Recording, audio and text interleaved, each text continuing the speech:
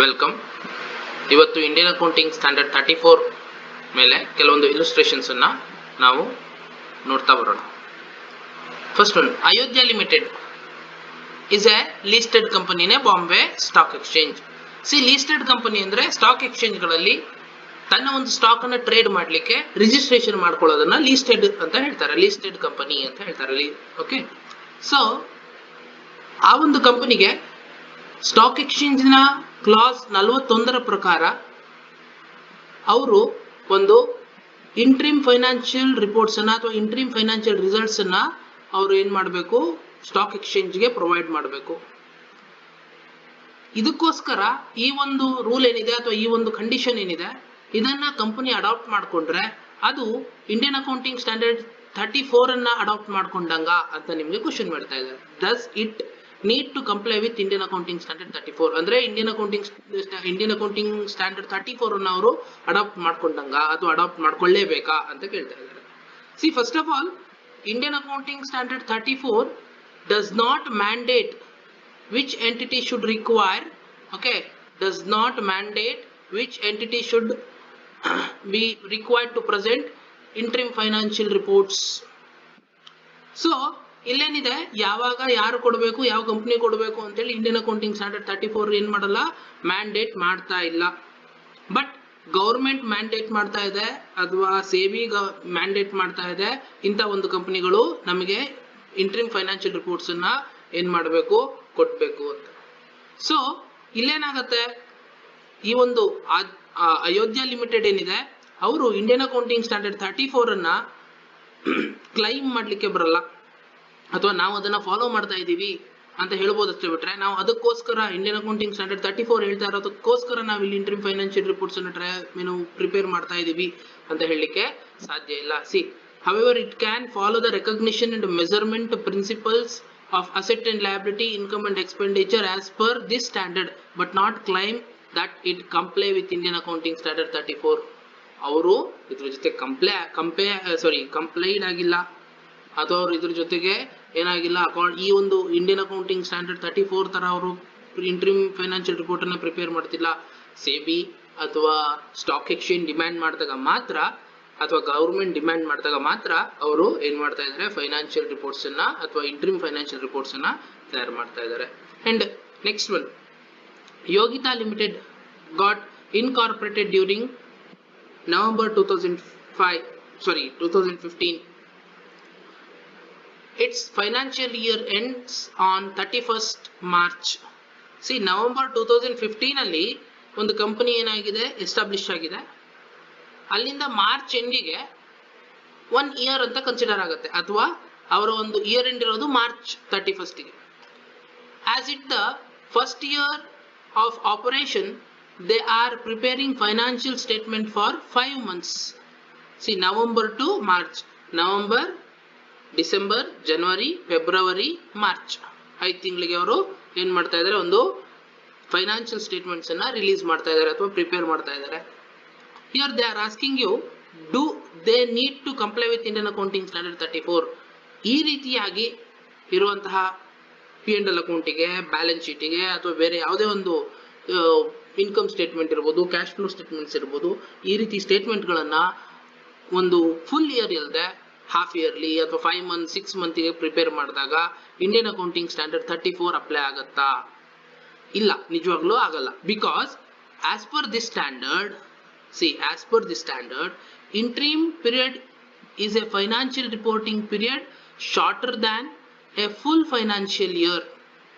A full financial year, ಇಡೀ ಒಂದು ವರ್ಷದಲ್ಲಿ ಏನೇನು ನಾವು ಟ್ರಾನ್ಸಾಕ್ಷನ್ ಮಾಡಿದೀವಿ ಅದನ್ನ ಫೈನಲ್ ಅಕೌಂಟ್ಸ್ ಅಲ್ಲಿ ನಾವೇನ್ ಮಾಡ್ತೀವಿ, ರಿಲೀಸ್ ಮಾಡ್ತೀವಿ, ಅಥವಾ ಫೈನಲ್ ಅಕೌಂಟ್ಸ್ ಅಲ್ಲಿ ಅದನ್ನ ಶೋ ಮಾಡ್ತೀವಿ, ಡಿಸ್ಕ್ಲೋಸ್ ಮಾಡ್ತೀವಿ. ಇಲ್ಲಿ ಇಂಟ್ರಿಮ್ ಅಂದ್ರೆ ಪ್ರತಿ ಒಂದು 3 ತಿಂಗಳಿಗೆ ಅಥವಾ 6 ತಿಂಗಳಿಗೆ ಪ್ರಿಪೇರ್ ಮಾಡೋದನ್ನ. ಆದ್ರೆ ಕೆಲವೊಂದು ಕಂಪನಿಗಳು ಎಸ್ಟಾಬ್ಲಿಷ್ ಆಗೋದೇ ಏನಾಗುತ್ತೆ, ಅದರ ಒಂದು ಫೈನಾನ್ಷಿಯಲ್ ಇಯರ್ ಮಧ್ಯದಲ್ಲಿ ಎಸ್ಟಾಬ್ಲಿಷ್ ಆಗುತ್ತೆ. ಅಂತ ಟೈಮಲ್ಲಿ ಏನಾಗುತ್ತೆ ನೋಡಿ, during the first year operation of on entity, it's annual financial reporting period may be shorter than A financial year. ಕೆಲವೊಂದು ಟೈಮಲ್ಲಿ ಇದಕ್ಕೆ ಏನ್ ಹೇಳ್ತೀವಿ, ಒಂದು ರಿಲ್ಯಾಕ್ಸೇಷನ್ ಇರುತ್ತೆ. ಫೈನಾನ್ಷಿಯಲ್ ಇಯರ್ ಅಂದ್ರೆ ಫುಲ್ ಇಯರ್ ಇಂದ ಇರಬೇಕು ಅಂತಿಲ್ಲ. ಯಾವಾಗ ಕಂಪನಿ ಎಸ್ಟಾಬ್ಲಿಷ್ ಆಗಿದ್ದೆ ಇಯರ್ ಮಿಡಲ್ ಅಲ್ಲಿ ಆಗಿರುತ್ತೆ ಅಥವಾ ಮಿಡ್ ಆಫ್ ದ ಇಯರ್ ಅಲ್ಲಿ ಆಗಿರುತ್ತೆ, ಅಂತ ಟೈಮಲ್ಲಿ ಶಾರ್ಟರ್ನ್ ಇದ್ರೂ ನಡೆಯುತ್ತೆ. ಅದನ್ನ ಇಂಡಿಯನ್ ಅಕೌಂಟಿಂಗ್ ಸ್ಟ್ಯಾಂಡರ್ಡ್ 34 ಅಂತ ಕನ್ಸಿಡರ್ ಮಾಡ್ಲಿಕ್ಕೆ ಬರಲ್ಲ. ಅಥವಾ ಆ ರೀತಿಯಾದ ಫೈನಾನ್ಷಿಯಲ್ ಸ್ಟೇಟ್ಮೆಂಟ್ಸ್ಗೆ ಇಂಡಿಯನ್ ಅಕೌಂಟಿಂಗ್ ಸ್ಟ್ಯಾಂಡರ್ಡ್ 34 ಅಪ್ಲಿಕೇಬಲ್ ಆಗುತ್ತೆ ಅಂತ ಹೇಳಲಿಕ್ಕೆ ಬರಲ್ಲ. ಓಕೆನಾ. Next, Rahul Limited, an existing company. This is the third illustration. Rahul Limited, an existing company, would like to prepare and present the interim financial statements for the first time. The accountant is arguing that it need not to give comparative figures.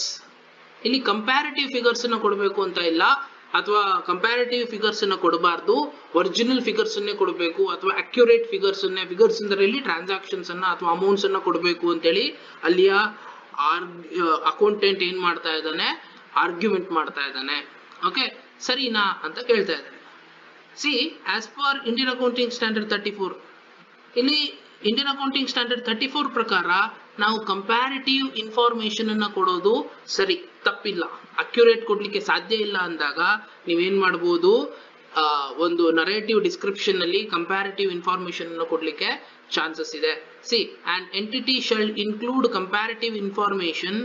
Okay, an entity shall include comparative information for narrative and descriptive information if it is relevant to understanding the interim periods financial statements.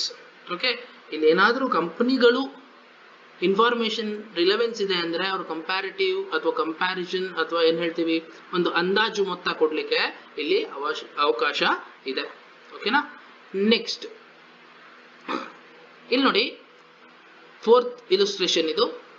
ಇಲ್ಲಿ ನಿಮಗೆ income tax ಅನ್ನ ಯಾವ ರೀತಿ calculation ಮಾಡಬೇಕು, financial year ಅಲ್ಲಿ ನಾವು ಪೂರ್ತಿ financial year ಆದ್ಮೇಲೆ ಇನ್ಕಮ್ ಟ್ಯಾಕ್ಸ್ ಅನ್ನ ಇಷ್ಟು ನಮ್ಗೆ ಇನ್ಕಮ್ ಬಂದಿದೆ, ಇಷ್ಟು ಪರ್ಸೆಂಟೇಜು ಅಥವಾ ಇಷ್ಟು ಸ್ಲ್ಯಾಬ್ ರೇಟ್ ನಮಗೆ ಏನು ಅಪ್ಲಿಕೇಬಲ್ ಆಗುತ್ತೆ ಅಂತ ಕ್ಯಾಲ್ಕುಲೇಷನ್ ಮಾಡ್ತೀವಿ.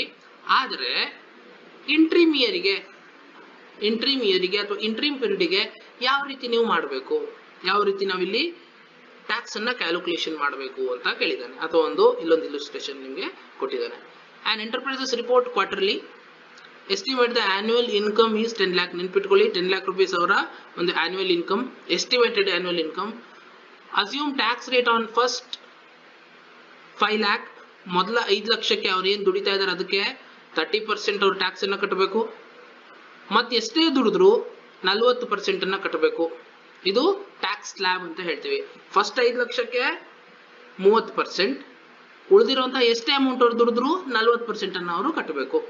The estimated quarterly income are 75,000, 2,50,000, 3,75,000 and 3 lakh. ಅಂದ್ರೆ 4 ಇಂಟ್ರಿಮ್ ಪೀರಿಯಡ್ಸ್ ಇರುತ್ತೆ, 4 ಕ್ವಾರ್ಟರ್ ಇರುತ್ತೆ. 4 ಕ್ವಾರ್ಟರ್ಗೆ ಫಸ್ಟ್ ಕ್ವಾರ್ಟರ್ಗೆ 75,000, ಆಮೇಲೆ ನೆಕ್ಸ್ಟ್ ಕ್ವಾರ್ಟರ್ಗೆ 2.5 ಲಕ್ಷ, ಹಾಗೆ 3,75,000 ಮತ್ತೆ 3 ಲಕ್ಷ ರೂಪಾಯಿ ಅವ್ರು ಏನ್ ಮಾಡ್ತಾ ಇದಾರೆ, ಇನ್ಕಮ್ ಅನ್ನ ಜನರೇಟ್ ಮಾಡ್ತಾ ಇದಾರೆ. ಸೊ ಈ ಇನ್ಫಾರ್ಮೇಶನ್ ಅನ್ನ ಇಟ್ಕೊಂಡು ನೀವು ಟ್ಯಾಕ್ಸ್ ಅನ್ನ ಕಂಡುಹಿಡಿಯಿರಿ ಅಂತ ಹೇಳ್ತಾ ಇದ್ದಾರೆ. ಸೊ ಇಂಥ ಟೈಮಲ್ಲಿ ನಾವೇನ್ ಮಾಡ್ಬೇಕಾಗುತ್ತೆ, ವೇಟೆಡ್ ಆವರೇಜ್ ಆನ್ಯುವಲ್ ಟ್ಯಾಕ್ಸ್ ಅನ್ನು ನೋಡ್ಬೇಕು. ಯಾಕೆ ಕೇಳಿದ್ರೆ ಇಲ್ಲಿ 2 ರೇಟ್ ಇದೆ, 30% ಅಂಡ್ 40%, 2 ರೇಟ್ ಅನ್ನು ಅವರು ನಿಮಗೆ ಕೊಟ್ಟಿದ್ದಾರೆ. ಸೊ ಫಸ್ಟ್ ಆಫ್ ಆಲ್ ಯಾವ ರೀತಿ ಕ್ಯಾಲ್ಕುಲೇಷನ್ ಮಾಡೋದು? First of all we want to calculate or we want to find out what is that estimated annual income. Estimated annual income ಎಷ್ಟು? 10 ಲಕ್ಷ. ಹೇಗೆ? 75,000, 2,50,000, 3,75,000 ಅಂಡ್ 3 lakh. ನಿಮ್ಗೆ ಇದಿಷ್ಟನ್ನು ಆಡ್ ಮಾಡಿದ್ರೆ ಬರೋದು 10 lakh. ಇವನ್ ಅವರು ಮುಂಚೆನೆ ಡಿಕ್ಲೇರ್ ಮಾಡಿದ್ದಾರೆ. Next, tax expenses. 30% on first 5 lakh. 5 lakh ಮೇಲೆ 30%. ಫಸ್ಟ್ 5 lakh, 10 ಲಕ್ಷದಲ್ಲಿ ಎಷ್ಟಾಗುತ್ತೆ? ಫಸ್ಟ್ 5 lakhಗೆ 30%. So that is 1,50,000. Next 40% on remaining, ಮತ್ತೆ ಉಳಿದಿರೋ 5 ಲಕ್ಷದ ಮೇಲೆ 40%, ದಟ್ ಈಸ್ 2 lakh. ಸೊ ಇವೆರಡನ್ನು ಆಡ್ ಮಾಡಿದ್ರೆ ನಿಮ್ಗೆ ಸಿಗುವಂತ amount 3,50,000. This is total tax expenses or estimated total tax expense. ಇದು ಎಸ್ಟಿಮೇಷನ್ ಇದಷ್ಟೇ. ಸೊ ಈಗ ವೇಟೆಡ್ ಆವರೇಜ್ ಅನ್ನ ಕಂಡುಹಿಡಿಯೋದು ಹೇಗೆ? Weighted average annual income tax rate ಅನ್ನ ಕಂಡುಹಿಡಿಯೋದು ಹೇಗೆ? See, total tax expenses divided by okay, divided by total annual income, that is 10 lakh. ನಿಮಗೆ 3,50,000 ಎಲ್ಲಿಂದ ಬಂದಿದೆ, ಟೋಟಲ್ ಟ್ಯಾಕ್ಸ್ ಎಕ್ಸ್ಪೆನ್ಸಸ್ ಇಂದ ಬಂದಿದೆ, divided by annual income 10 lakh ಮಾಡಿದ್ರೆ ನಿಮ್ಗೆ ಸಿಗುವಂತದ್ದು ಇಂಟು 100 ಮಾಡ್ಬೇಕು ಇಲ್ಲಿ. ಓಕೆ, ಇಂಟು 100 ಮಾಡಿದ್ರೆ you get 35%. So weighted average tax rate is 35%. 35% ಅಂತ ನಮಗೆ ಏನ್ ಸಿಕ್ತು, ವೇಟೆಡ್ ಆವರೇಜ್ ರೇಟ್ ಸಿಕ್ತು. ಸೊ ಈಗ ಈಸಿಯಾಗಿ ನಾವು ಪ್ರತಿ ಕ್ವಾರ್ಟರಿಗೆ ಎಷ್ಟು ಟ್ಯಾಕ್ಸ್ ಅಂತೇಳಿ ಕಂಡುಹಿಡಿಯೋದು ಈಸಿ ಆಗುತ್ತೆ. ನೋಡಿ ಫಸ್ಟ್ ಕ್ವಾರ್ಟರ್ಗೆ, ನೆಕ್ಸ್ಟ್ ನೋಡಿ ಇಲ್ಲಿ first quarter tax expenses to be recognised in each of the quarterly report. First ಕ್ವಾರ್ಟರ್ಗೆ 75,000 ಇನ್ಕಮ್ ತೋರಿಸಿದಾನೆ ಇಂಟು 35%, ದಟ್ ಈಸ್ 26,250. ಹಾಗೆ ನೆಕ್ಸ್ಟ್ ಕ್ವಾರ್ಟರ್ಗೆ, ಸೆಕೆಂಡ್ ಕ್ವಾರ್ಟರ್ಗೆ 2,50,000, ಅದಕ್ಕೆ 35% ಆಗ್ತಾನೆ. The 35% is what? Common year, because that is weighted average. So ಹಾಗೆ ನಿಮ್ಗೆ ಏನು ಬರುತ್ತೆ, second ಕ್ವಾರ್ಟರ್ಗೆ ಎಷ್ಟು ಬರುತ್ತೆ, 87,500. ನೆಕ್ಸ್ಟ್ ಥರ್ಡ್ ಕ್ವಾರ್ಟರ್ಗೆ 3,75,000 ಏನಿದೆ ಇನ್ಕಮ್ ಇದೆ, ಎಸ್ಟಿಮೇಟೆಡ್ ಇನ್ಕಮ್ ಇದೆ, into 35%, that is 1,31,250. And fourth ಕ್ವಾರ್ಟರ್ಗೆ 3 lakh into 35%, that comes 1,05,000. So totally ನೀವು ಆಡ್ ಮಾಡಿದಾಗ 3,50,000 ಬರ್ತಾ ಇದೆ. ಸೊ ಆನ್ಯುವಲ್ ಟ್ಯಾಕ್ಸ್ ಎಕ್ಸ್ಪೆನ್ಸ್ ಏನಿದೆ ಮತ್ತೆ ಇಲ್ಲಿ ನೀವೇನು ಕ್ಯಾಲ್ಕುಲೇಷನ್ ಮಾಡಿದಿರಾ ಅವೆರಡು ಕೂಡ ಒಂದೇ ಇದೆ ನೋಡಿ. So the calculation is correct. Okay, next last illustration. ಇಲ್ಲಿ ಇನ್ಫಾರ್ಮೇಶನ್ ಅನ್ನು ಕೊಟ್ಟಿದ್ದಾನೆ ಕೆಲವೊಂದು ಟ್ರಾನ್ಸಾಕ್ಷನ್ಗಳ ಬಗ್ಗೆ. ಹಾಗೇನೆ ನಿಮಗೆ ಡಿಫರೆಂಟ್ ಟ್ಯಾಕ್ಸ್ ರೇಟ್ಸ್ ಅನ್ನ ಕೊಟ್ಟಿದ್ದಾನೆ ಬೇರೆ ಬೇರೆ ಟ್ರಾನ್ಸಾಕ್ಷನ್ಗೆ ಅಥವಾ ಬೇರೆ ಬೇರೆ ಇನ್ಕಮ್ಗೆ. ಆವಾಗ ಅಥವಾ ಬೇರೆ ಬೇರೆ ಟ್ಯಾಕ್ಸ್ ಸ್ಲ್ಯಾಬ್ಗಳು ಇರ್ತಾ ನೀವು ಹೇಗೆ ಇಂಟ್ರಿಮ್ ಫೈನಾನ್ಷಿಯಲ್ ರಿಪೋರ್ಟಿಂಗ್ ಅನ್ನ ಪ್ರಿಪೇರ್ ಮಾಡ್ತೀರಾ ಅಂತ ಹೇಳಿ ನೋಡಬಹುದು ಬೇರೆ ಬೇರೆ ರೀತಿಯಾದ ಟ್ರಾನ್ಸಾಕ್ಷನ್ಗಳಿಗೆ. ಫಾರ್ ಎಕ್ಸಾಂಪಲ್, ನಾರ್ಮಲ್ ಸೇಲ್ಸ್ ಇಂದ ಬರುವಂತಹ ಇನ್ಕಮ್ ಬೇರೆ, ಕ್ಯಾಪಿಟಲ್ ಗೇನ್ಸ್ ಇಂದ ಅಂದ್ರೆ ಅಸೆಟ್ ಅನ್ನ ಸೇಲ್ ಮಾಡಿ ಬರುವಂತಹ ಒಂದು ಇನ್ಕಮ್ ಬೇರೆ. ಅವೆರಡಕ್ಕೂ ಇಲ್ಲಿ ಏನಾಗುತ್ತೆ, ಇನ್ಕಮ್ ಟ್ಯಾಕ್ಸ್ ರೇಟ್ ಅಥವಾ ಟ್ಯಾಕ್ಸ್ ಸ್ಲ್ಯಾಬ್ ಡಿಫರೆನ್ಸ್ ಇರುತ್ತೆ. C estimated annual income, okay, estimated annual income is 1 lakh inclusive of estimated capital gains earned in second quarter or quarter second. Inclusive ಅಂದ್ರೆ 1 ಲಕ್ಷ ರೂಪಾಯಿ ಒಂದು ಕಂಪನಿಯ ಒಂದು ಆನ್ಯುವಲ್ ಇನ್ಕಮ್ ಅಂತೆ. ಅವರು ಎರಡನೇ ಕ್ವಾರ್ಟರ್ ಅಲ್ಲಿ 20,000 ರೂಪಾಯಿ ಅಷ್ಟು ಏನೋ ಒಂದು ಕ್ಯಾಪಿಟಲ್ ಗೈನ್ ಅನ್ನ ಸೇಲ್ ಮಾಡಿದ್ದಾರೆ, ಅಥವಾ ಕ್ಯಾಪಿಟಲ್ ಅಂದ್ರೆ ಇಲ್ಲಿ ನೀವು ಅಸೆಟ್ ಅಂತ ಕನ್ಸಿಡರ್ ಮಾಡಿ, ಅಸೆಟ್ ಅನ್ನ ಸೇಲ್ ಮಾಡಿದ್ದಾರೆ. ಹಾಗೇನೆ ಇಲ್ಲಿ ಇನ್ಫಾರ್ಮೇಶನ್ ಅನ್ನ ಕೊಟ್ಟಿದ್ದಾನೆ ಏನಂದ್ರೆ, on capital gains tax rates 10% and other income first 40,000 ಗೆ 30%, ಉಳಿದಿರೋದಕ್ಕೆ 40%. ಓಕೆ, ಇದ್ರ ಮೇಲೆ ನೀವು ಇನ್ಫಾರ್ಮೇಶನ್ ಅನ್ನ ಏನ್ ಮಾಡ್ಬೇಕೀಗ, ಈ ಕೊಟ್ಟಿರೋ ಇನ್ಫಾರ್ಮೇಶನ್ ಅನ್ನು ಇಟ್ಕೊಂಡು ನೀವು ಏನ್ ಮಾಡಬೇಕು, total tax expenses for the year prepare ಮಾಡಬೇಕು ಅಥವಾ ನೀವು ಫೈಂಡ್ ಔಟ್ ಮಾಡಬೇಕು. ಸಿ ಹಾಗೆ ಅಡ್ಜಸ್ಟ್ಮೆಂಟ್ ಇದೆ. Assuming there is no difference between the estimated taxable income and estimated accounting income. Accounting ಇನ್ಕಮ್ಗೆ ಮತ್ತೆ ಟ್ಯಾಕ್ಸಬಲ್ ಇನ್ಕಮ್ಗೆ ಯಾವುದೇ ರೀತಿಯ ಡಿಫರೆನ್ಸ್ ಇಲ್ಲ ಅಂತ ನೀವು ಅಸ್ಯೂಮ್ ಮಾಡ್ಕೊಳ್ಳಿ ಅಂತ ಹೇಳ್ತಾ ಇದ್ದಾನೆ. And tax expenses and weighted average annual effective tax rate you want to calculate. ನೀವು ಇಲ್ಲಿ ಕ್ಯಾಲ್ಕುಲೇಟ್ ಏನ್ ಮಾಡಬೇಕು, ಟ್ಯಾಕ್ಸ್ ಎಕ್ಸ್ಪೆನ್ಸ್ ಮತ್ತೆ weighted average annual effective tax rate ಅನ್ನು ನೀವು ಕ್ಯಾಲ್ಕುಲೇಟ್ ಮಾಡಬೇಕು. Also calculate tax expense for the each quarter. ಪ್ರತಿಯೊಂದು ಕ್ವಾರ್ಟರಿಗೂ ಕೂಡ ಟ್ಯಾಕ್ಸ್ ಎಕ್ಸ್ಪೆನ್ಸಸ್ ನೀವು ಏನ್ ಮಾಡಿ, ಫೈಂಡ್ ಔಟ್ ಮಾಡಿ. when the estimated income of each quarter is 25,000, ಅಂದ್ರೆ ಪ್ರತಿಯೊಂದು ಕ್ವಾರ್ಟರಿಗೂ 25,000 ರೂಪಾಯಿ ಏನಿದೆ ಇನ್ಕಮ್ ಇದೆ. ಹಾಗೇನೆ for the second quarter it includes capital gain of 20,000, ಅಂದ್ರೆ 25,000 ರೂಪಾಯಿ ಪ್ರತಿ ಕ್ವಾರ್ಟರ್ಗೆ, ಅಂದ್ರೆ ಪ್ರತಿ 3 ತಿಂಗಳಿಗೆ 25,000 ರೂಪಾಯಿ ಇನ್ಕಮ್ ಆಗ್ತಾ ಇದೆ. ಆದ್ರೆ ಎರಡನೇ ಕ್ವಾರ್ಟರ್ ಅಲ್ಲಿ 25,000ರಲ್ಲಿ 20,000 ಕ್ಯಾಪಿಟಲ್ ಗೈನ್ಗೆ ಸಂಬಂಧಪಟ್ಟಿದ್ದು ಅಂತ ಹೇಳ್ತಾ ಇದ್ದಾರೆ. ಸೊ ಈಗ ನಾವೇನ್ ಮಾಡ್ತೀವಿ, ಟ್ಯಾಕ್ಸ್ ಎಕ್ಸ್ಪೆನ್ಸಸ್ ಅನ್ನ ಕ್ಯಾಲ್ಕುಲೇಷನ್ ಮಾಡ್ತೀವಿ. First on capital gain portion annual income 10%, 20% of 20,000. Capital gain ಮೇಲೆ ಟ್ಯಾಕ್ಸ್ ರೇಟ್ ಎಷ್ಟಿದೆ, 10% ಇದೆ.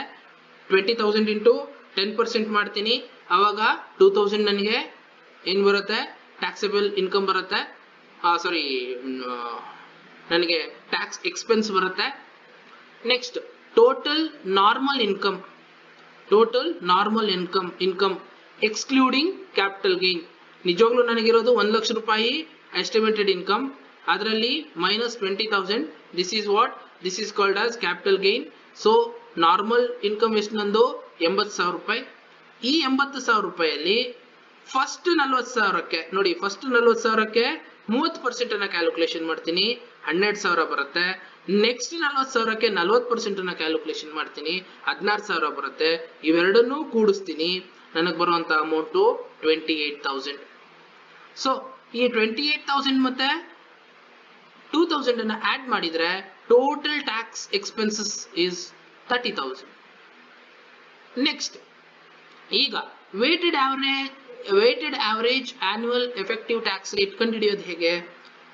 ಸಿ ಆನ್ ಕ್ಯಾಪಿಟಲ್ ಗೇನ್ ಮೇಲೆ ಕಂಡುಹಿಡಿತಾ 2,000 ಡಿವೈಡೆಡ್ ಬೈ 20 ಅಂದ್ರೆ 2,000 ಅಂದ್ರೆ ಇಲ್ಲಿ ಕ್ಯಾಪಿಟಲ್ ಗೇನಿನ ಟ್ಯಾಕ್ಸ್ ಎಕ್ಸ್ಪೆನ್ಸ್ ಎಷ್ಟಿದೆ ಅಷ್ಟು 2,000 divided by total capital gain that is 20,000 into 100. You will get what 10%. ಇಲ್ಲಿ ಯಾವುದೇ ರೀತಿಯಾದ ಚೇಂಜಸ್ ನಿಮಗೆ ಸಿಗ್ತಾ ಇಲ್ಲ.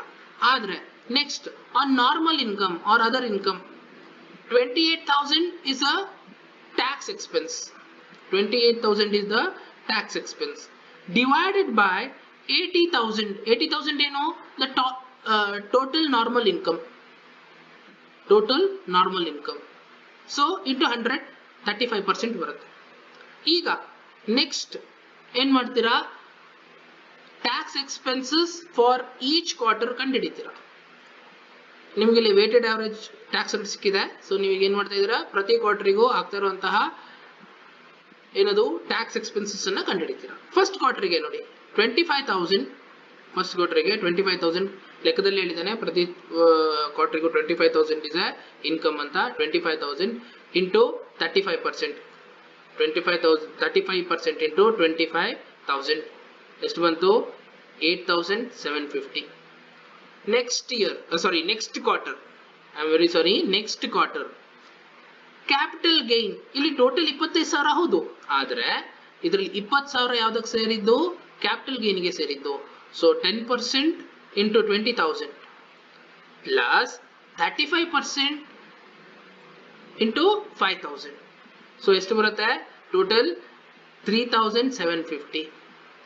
ನೆಕ್ಸ್ಟ್ ಥರ್ಡ್ ಕ್ವಾರ್ಟರ್ಗೆ again 35% into 25,000 it is same 8,750. ಹಾಗೆ ಫೋರ್ತ್ ಕ್ವಾರ್ಟರ್ಗೂ ಕೂಡ 35% ಇಂಟು 25,000 ದಟ್ ಈಸ್ 8,750. ಸೊ ಇದಷ್ಟನ್ನು ಆಡ್ ಮಾಡಿದಾಗ ನಿಮಗೆ ಸಿಗುವಂತಹ total tax expense for the year is 30,000. This is what total tax expense for the year. ಈ ರೀತಿ ನಾವು ಪ್ರತಿಯೊಂದು ಇಯರಿನ ಸ್ಟೇಟ್ಮೆಂಟ್ಸ್ ಆಫ್ ಅಕೌಂಟ್ಸ್ ಅನ್ನ ಅಥವಾ ಫೈನಾನ್ಷಿಯಲ್ ಸ್ಟೇಟ್ಮೆಂಟ್ಸ್ಗಳನ್ನ ಸ್ಪ್ಲಿಟ್ ಮಾಡಿ ಇಂಟ್ರೀಮ್ ಇಯರಿಗೆ ಅಥವಾ ಇಂಟ್ರೀಮ್ ಪೀರಿಯಡ್ಗೆ ಪ್ರಿಪರೇಷನ್ ಮಾಡ್ತೀವಿ. Thank you.